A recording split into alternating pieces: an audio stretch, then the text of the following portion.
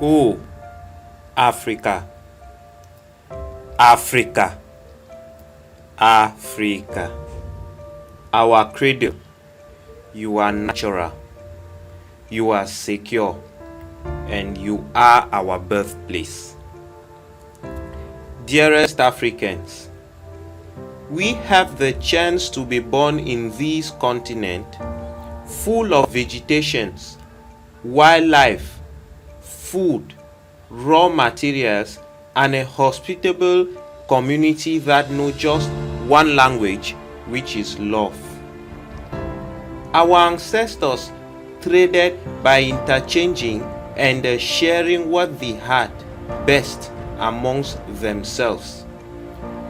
Long distance travel for visit was never a problem.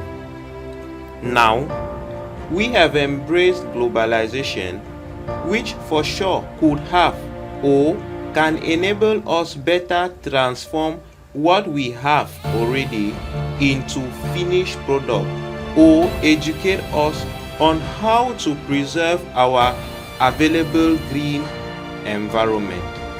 But rather, we have let globalization bring among us monsters. Yes, monsters who conceal every truth from us and take away our resources. My father always said, I quote, "You are looking for too much or excesses to do what with it." End of quote. We have learned from the experience of the past. Through hardship and the hard way, we are lucky to live in this generation.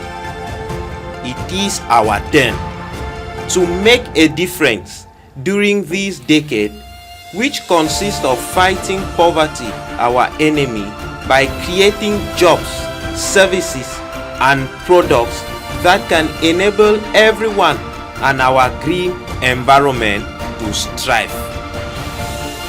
Don't ask for excesses. We have more than enough.